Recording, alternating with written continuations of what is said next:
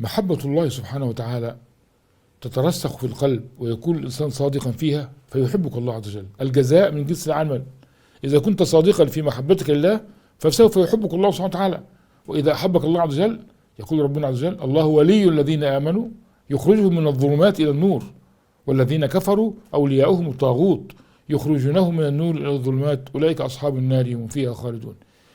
يعني إيه الله ولي الذين آمنوا؟ يتولاك برعايته ورحمته وكرمه وحنانه، فهو سبحانه وتعالى أرحم الراحمين.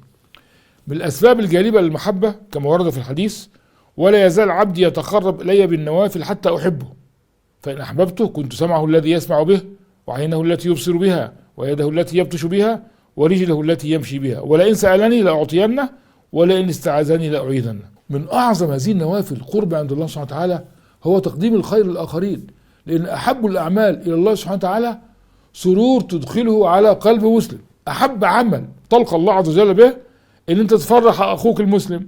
ويقول النبي محمد صلى الله عليه وسلم: أحب الناس إلى الله أنفعهم للناس، وأحب الأعمال إلى الله عز وجل سرور يدخله المسلم على أخيه المسلم، أو يكشف عنه كربة، أو يقضي عنه دينا، أو تطرد عنه جوعا. لما تقضي حاجة لأخيك المسلم خير من أن تصوم وتعتكف شهرا كاملا في مسجد الرسول صلى الله عليه وسلم. ويعني لما أنت تقضي حاجة لأخوك المسلم تاخد منك وقت قد إيه؟ ممكن بمكالمة تليفونية هتمشي معاه يوم 2 3. مش معقول أن أنت تعكف شهر كامل لقضاء هذه طبعا. وحتى إن قضيتها شهرا كاملا، لما تقضي حاجة أخوك المسلم أو تقضي عنه دينا، أن تفرج عنه كربة، أفضل من أن تصوم وتعتكف شهر كامل في مسجد النبي محمد صلى الله عليه وسلم. وقد ورد عن ابن عباس رضي الله عنه الذي قال النبي محمد صلى الله عليه وسلم: اللهم فقهه في الدين وعلمه التأويل. ده ابن سيدنا العباس ابن عم الرسول صلى الله عليه وسلم، كان معتكفا في المسجد، وجاء إلي أحد الناس عنده مشكلة وقعد يتكلم معه في حل المشكلة، فقطع اعتكافه.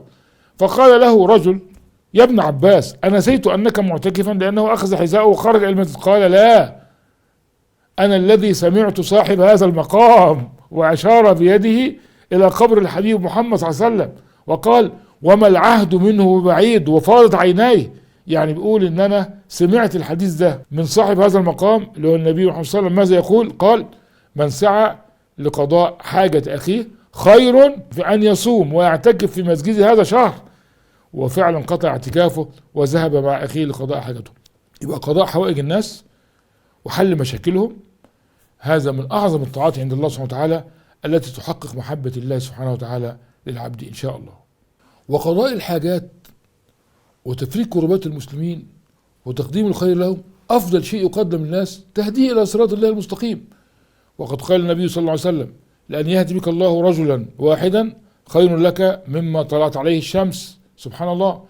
يعني الإنسان الحقيقة بجد ينبغي أن يكون حريصا بالذات لأقرب الناس إليه، إنه يقدم له، ينتشلهم من العصيان ومن الضلال إلى طريق الله المستقيم. والدعوة إلى الله سبحانه وتعالى الحقيقة من خير الطاعات عند الله عز وجل. ولكن طبعا في قضاء الحوائج وتفريج الكربات في أولويات. طبعا عندك بر الوالدين، ده أهم حاجة طبعا، ده من أعظم الطاعات بر الوالدين. وقد ورد عن ابن عباس رضي الله عنه أن رجلا جاء إليه وقال له: يا ابن عم رسول الله، لقد أذنبت ذنبا كبيرا، هل لي من عمل صالح أفعله فيتوب الله عز وجل علي؟ فقال له: هل أمك حية موجودة يعني؟ قال: لا. قال: هل لك خالة؟ قال: نعم. قال: في برها. فجاء إليه رجل أسرع قال له: لماذا قلت له ذلك يا ابن عباس؟ لماذا قلت له؟ سألته عن أمه ثم خالته. قال: لأنني لا أعلم. شوف، ده ابن عباس بقى اللي كان مرافق النبي محمد صلى الله عليه وسلم. لأنني لا أعلم طاعة في هذه الدنيا أفضل من بر الأم. فبر الأم وبر الوالدين والرحم صلة الأرحام، يبقى العطاء والإنفاق على الوالدين والأرحام والجيران والأقارب كل ذلك أولى، يبقى تقديم الخير لهم أولى. وهو بقى لما تصل ذو الرحم وتعطيه بتاخد أجرين: أجر الرحم زائد أجر البر، أو زائد أجر العطاء وأجر الإنفاق.